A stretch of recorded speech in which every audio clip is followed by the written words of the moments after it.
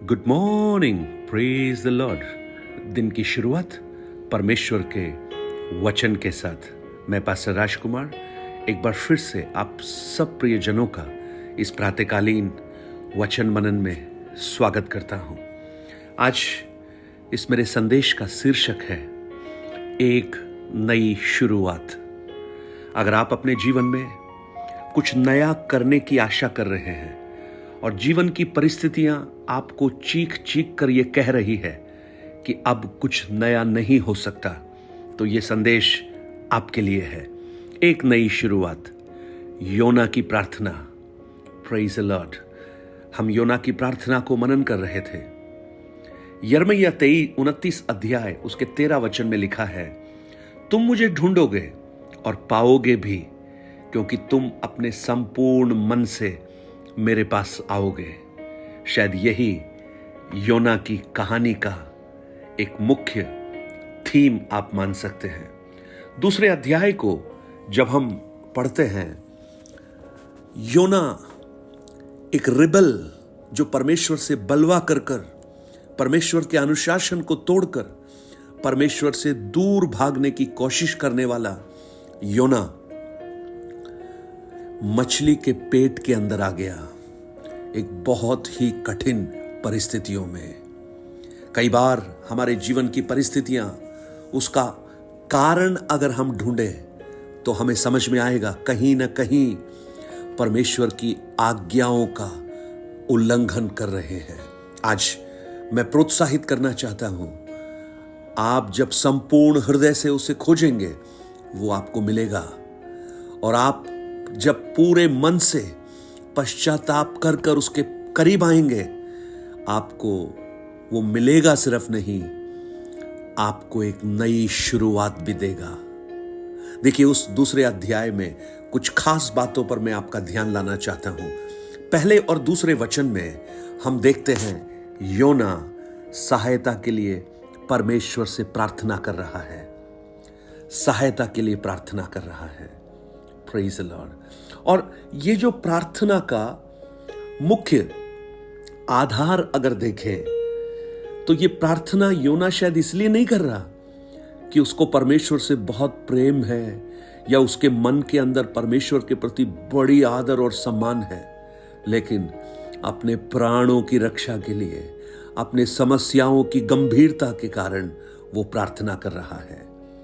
चाहे कुछ भी हो, चाहे प्रेम से की गई हो या मजबूरी में की गई हो, लेकिन कम से कम प्रार्थना तो कर रहा है, और प्रार्थना का एक उत्तर परमेश्वर जरूर देता है। योना की प्रार्थना शायद हम में से बहुतों की प्रार्थना होगी। Praise the Lord.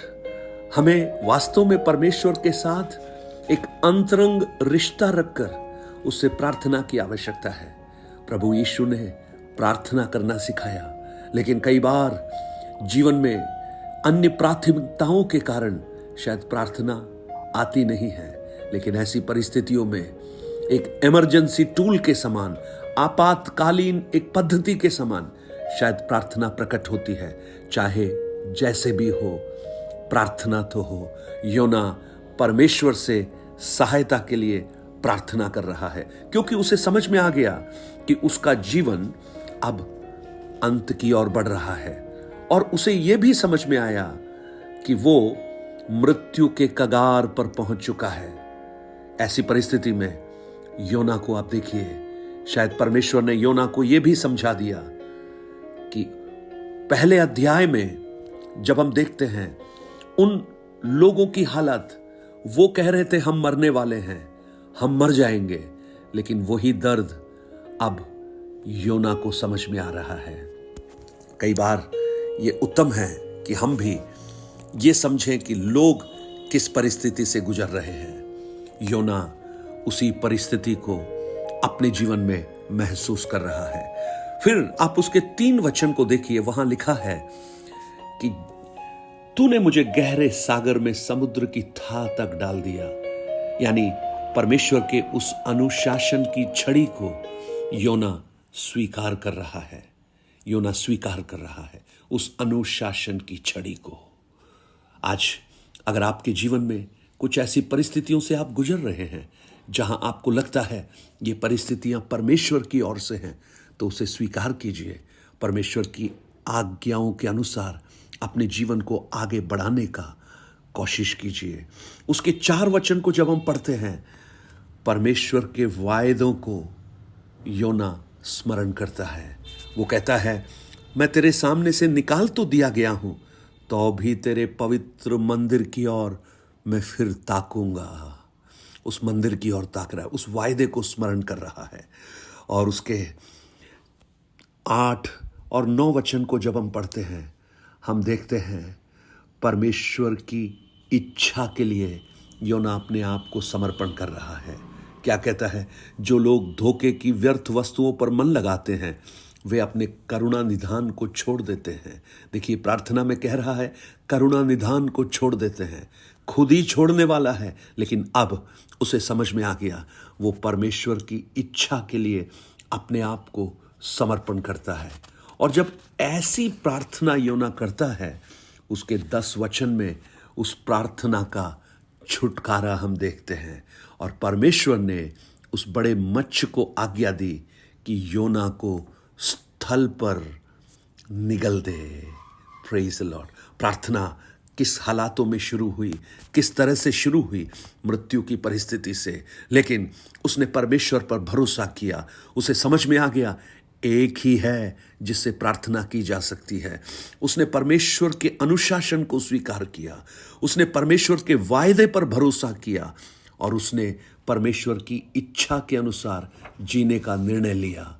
जब ऐसा प्रार्थना उसने की, एक अद्भुत छुटकारा परमेश्वर ने उसे दिया। और अब योना एक नम्र व्यक्ति बन गया, एक परमेश्वर का आज्ञाकारी बन गया, क्योंकि उस कठिनाइयों के बीच में से गुजरने के बाद उसे समझ में आ गया कि परमेश्वर की इच्छा को पूरा करना अपनी इच्छा को पूरा करने से बहुत उत्तम है। और आगे के अध्यायों में आप देखेंगे किस प्रकार योना परमेश्वर के लिए अद्भुत काम करने वाला व्यक्ति बन गया। आज मेरी आवाज़ सुनने वाले मेरे प्रिय भाई बहन, आप अगर ऐसी परिस्थिति में हैं, परमेश्वर की ओर मुड़िए, परमेश्वर की उस आज्ञाकारिता को स्मरण कीजिए, उसके वायदों पर ध्यान कीजिए, परमेश्वर की इच्छा के अनुसार चलने का निर्णय लीजिए। एक अद्भुत छुटकारा, एक नई शुरुआत आपके लिए प्रभु तैयार कर कर रखेगा। A new beginning. स्वर्गीय पिता, आज कुछ प्रियजनों के जीवन में एक नई शुरुआत को प्रकट कर, ए न्यू बिगनिंग, एक नई आशा, नया उत्साह, नया कार्य, योना के समान एक अद्भुत छुटकारा वो पाएं। प्रभु धन्यवाद हो, आपने हमारी प्रार्थना को सुना, यीशु के नाम से आमेन आमेन। प्रभु आपको इन वचनों से आशीषित करे। 9829037837 पर आप अपने प्रार्थना निवेदन और विनतियों को, गवाहियों को हमसे शेयर कर सकते हैं। प्रभु आप सबको आशीषित करे। God bless you.